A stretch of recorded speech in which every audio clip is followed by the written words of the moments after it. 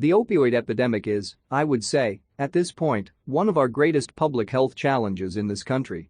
Over 70,000 people died of an overdose in 2017. And that was the most ever recorded in American history, much greater than even the number of deaths due to HIV/AIDS at the peak of that epidemic in 1995.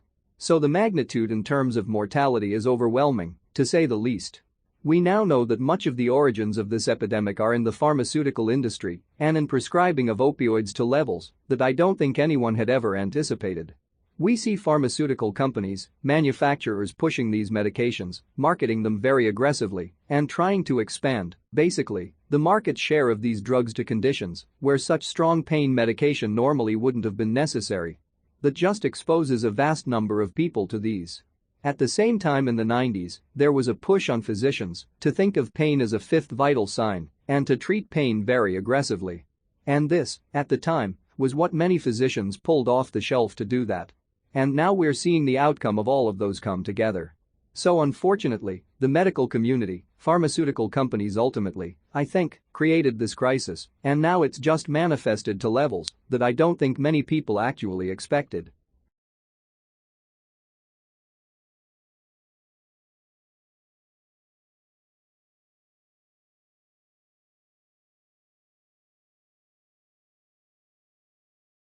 The fact that the world needs forms of renewable and clean energy is no secret. Fossil fuels pollute and cause environmental damage. Moreover, they are running out fast, so we need alternatives. One such alternative can be wind energy. Wind energy has already made a vital contribution to our energy needs. The windmills of our forebears have been transformed with modern technology into the electricity behemoths that are helping to power the grids of countries all over the world. The advantages of wind power are many and compelling, but here are some aspects of wind power production that cause concern. There is no denying that wind turbines produce noise, and if you live near them, this may be a problem. The sound they produce can travel, some estimate up to 2 kilometers. Another disadvantage of wind power is that wind is not constant. In fact, it fluctuates both in strength and direction.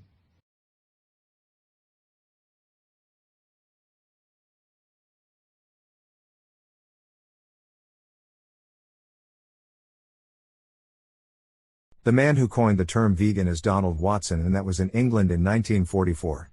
Before that, vegetarianism was, something that was related mostly to religious beliefs and spiritual beliefs, and also a notion of healthism, like perfecting the body, which was often promoted by sort of religious advocates. Donald Watson wanted to distinguish between people who were eating meat and the people who were eating eggs and dairy, and he felt that we should not consume any animal products, not just dietary, but also wool and other byproducts, leather, etc. And so he coined that term in 1944. And by that term he meant a lifestyle that encompasses, avoiding any harm to other beings.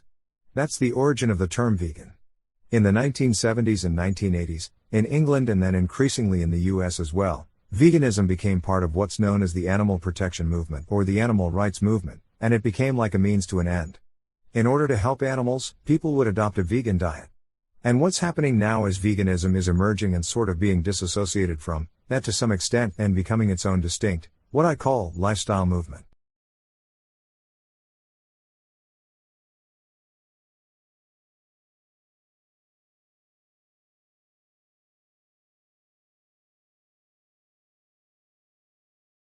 While you might find yourself wondering why my memory is so bad, forgetting is part of life and people forget surprisingly fast. Research has found that approximately 56% of information is forgotten within an hour, 66% after a day. The reality is that while the brain is capable of impressive feats, its capacity to store and recall details is limited. There are different reasons due to which we forget things. To start with, have you ever felt like a piece of information has just vanished from your memory? Or maybe you know that it's there, but you just can't seem to find it. This inability to retrieve a memory is one of the most common causes of forgetting. Sometimes people forget due to a phenomenon known as interference. Some memories compete and interfere with other memories. When information is very similar to other information that was previously stored in memory, interference is more likely to occur.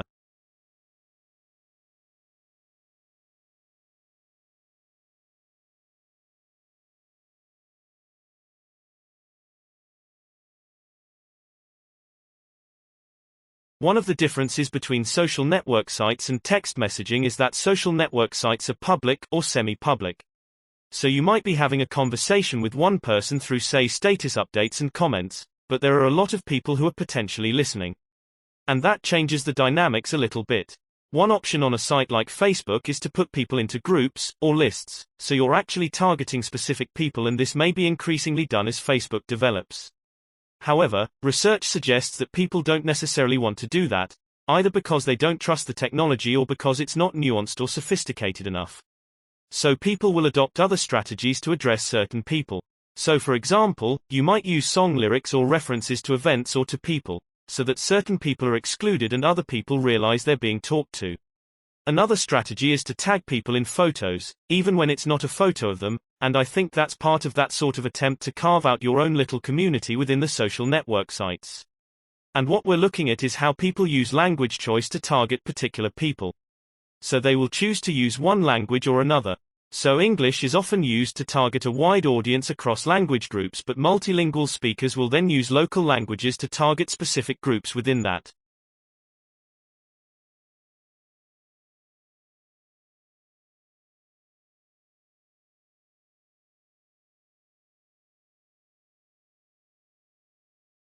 Yellowstone became the first national park for all to enjoy the unique hydrothermal and geologic wonders.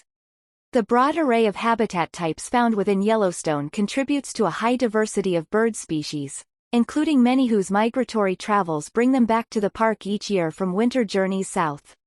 Yellowstone National Park forms the core of the Greater Yellowstone ecosystem, one of the largest nearly intact temperate zone ecosystems on Earth.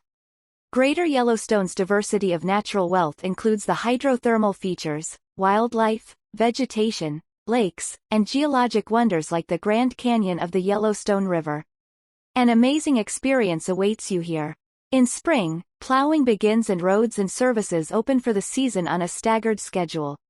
Records of bird sightings have been kept in Yellowstone since its establishment in 1872. These records document nearly 300 species of birds to date, including raptors, songbirds, shorebirds, and waterfowl. Approximately 150 species nest in the park. Yellowstone is as wondrous as it is complex.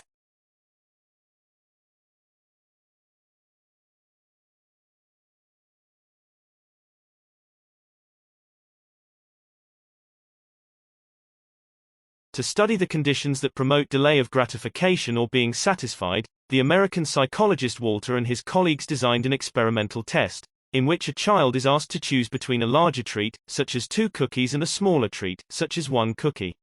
After stating a preference for the larger treat, the child learns that to obtain that treat, it is necessary to wait for the experimenter to return. The child is also told that if he or she signals the experimenter will return and the child will receive the smaller treat. Thus, the smaller treat is available now, but the larger treat requires waiting. To get the larger treat, the child must resist the temptation to get an immediate treat. That experimental situation has proven very useful both in demonstrating the importance of the ability to delay gratification, and in identifying strategies that make it possible for children to delay gratification. Children who were best able to wait in that situation when they were 4 years old are more socially and academically successful as high school students, and earn higher SAT scores. The situation, adapted for adolescents and teens, also revealed that middle and high school students who can wait a week for a monetary reward earn higher grades, show less problem behavior in school, and are less likely to use cigarettes, alcohol, and other drugs than their peers who choose not to wait.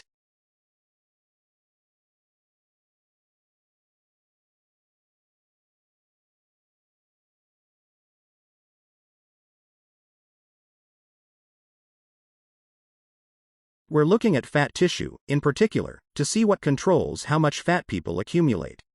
We know that the more fat you have, the more detrimental that is to health.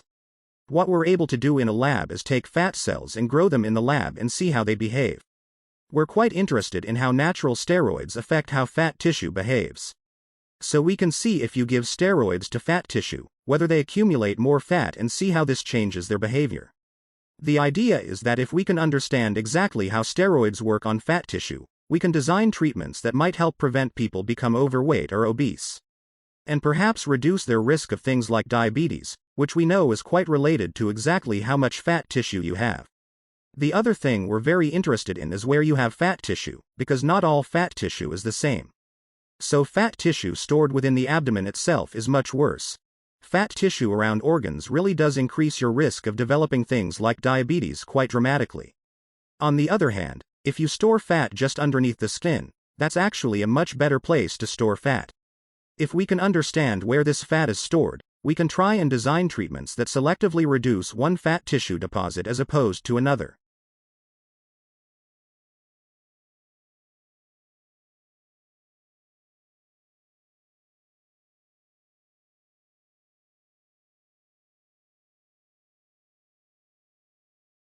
People are aging.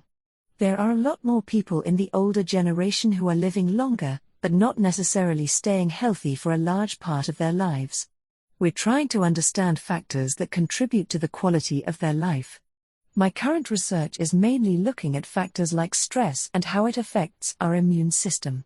So what I'm quite excited about is looking at older people and factors that are important to them. For one, we're looking at bereavement, or in other words a state of sorrow, and how that affects the immune system. Often after older people have had a bereavement they go quite quickly downhill themselves, often from pneumonia.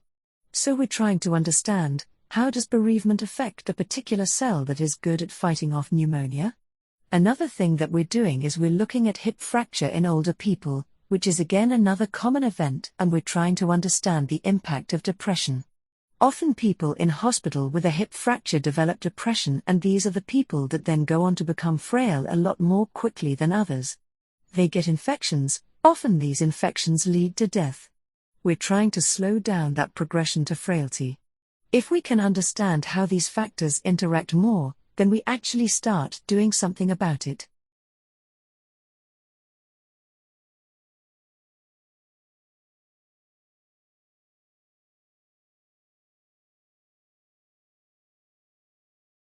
Is coin tossing truly random, or it's just our ignorance over the physical parameters?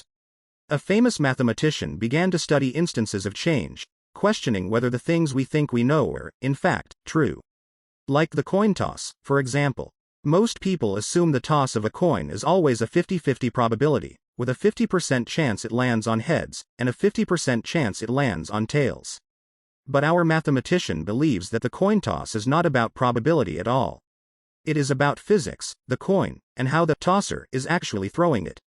The majority of times, if a coin is heads up when it is flipped, it will remain heads up when it lands. Our mathematician has even trained himself to flip a coin and make it come up heads 10 out of 10 times. A similar effect is seen if the coin is spun. Because of the way most coins are made, the heads side can weigh more, which means it will fall on that side, leaving the other side up more often. Further, some magicians will have coins that are shaved, giving more weight to one side. It's possible to make things random. If you flip a coin quite vigorously, it's as close to being a fair event, 50-50, as I know, if you flip it and catch it on your hand. However, we usually don't do them vigorously. If you think about it the least little bit, you'll realize it's not random at all. In fact, there are people around carnivals who have been able to flip a coin and keep control over it. The point? It's not magic at all, it's math.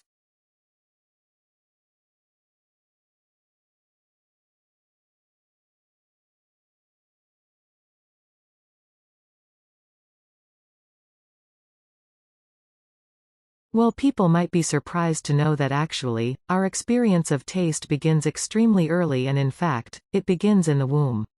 For example, when a pregnant mother eats a very garlicky dinner, her fetus also experiences that garlicky taste within the amniotic fluid.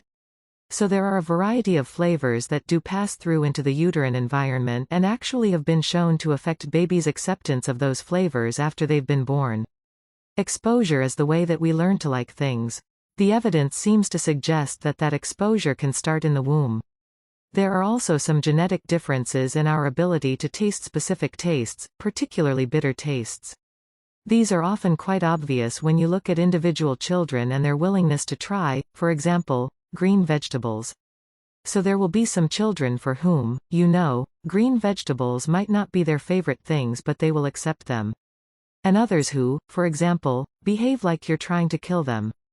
Those children are what we call super tasters, and they have a genetic predisposition to taste the bitter chemicals that are present, particularly in green vegetables, and will therefore of course find it much less easy to accept those kinds of vegetables into their daily diets.